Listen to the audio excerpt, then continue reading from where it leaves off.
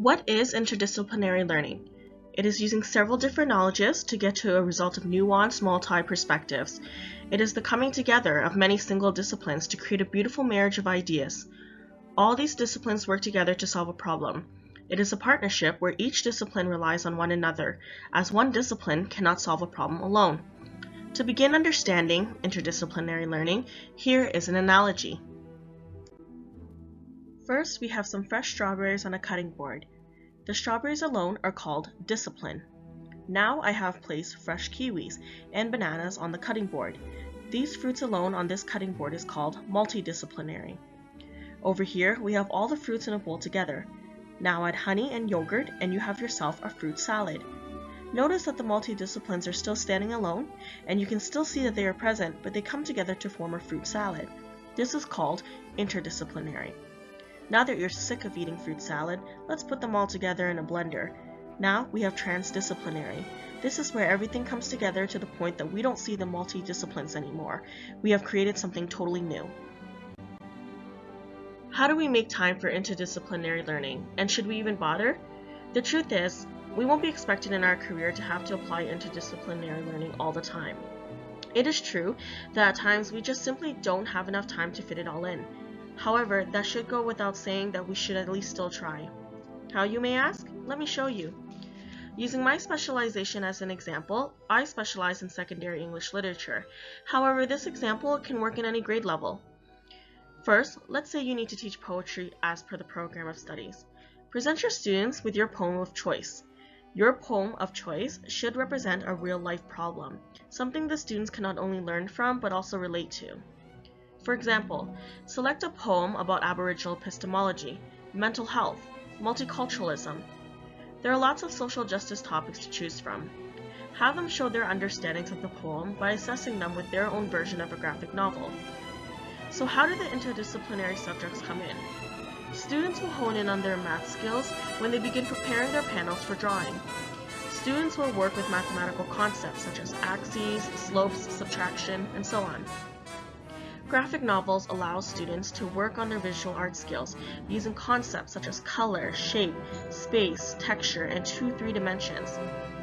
Graphic novels allow students to grab the concept of real-world connections that will have them hone in on skills towards citizenship, which in turn taps into social studies. They look into historical truths and get in touch with topics of religion. Students can even provide language translations in their own graphic novels. And it's simply that simple. What are some important conditions for co-designing and advancing conceptualizations of interdisciplinary learning? Well, Myra Strober said it best. If you want it, you better design for it, and you better design it carefully, in a way that you are going into it multiculturally.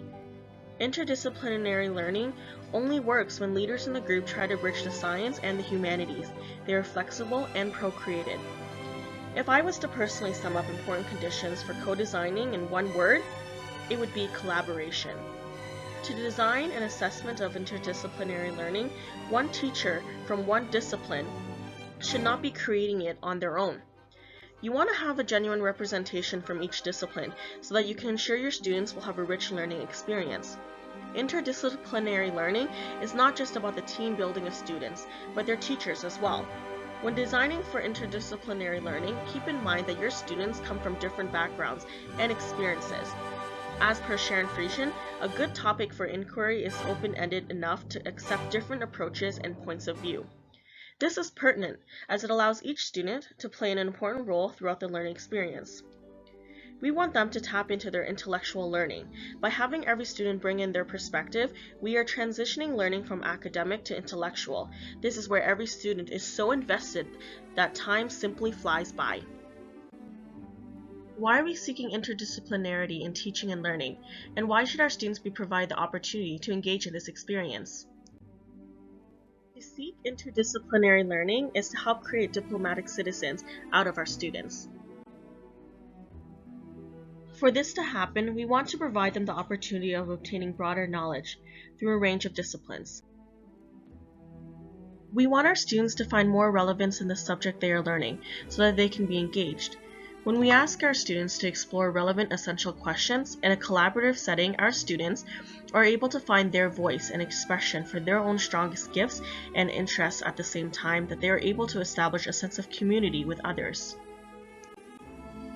We seek to find our students an authentic learning experience, and as per Friesian, teaching and learning environments should replicate the conditions in which real-life researchers and other experts work.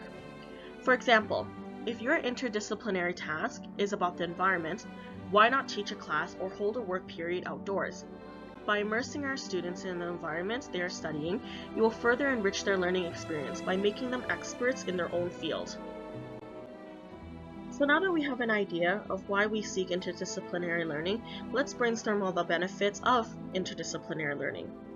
Students will strengthen their problem-solving skills as they begin learning and practicing multiple ways of solving problems.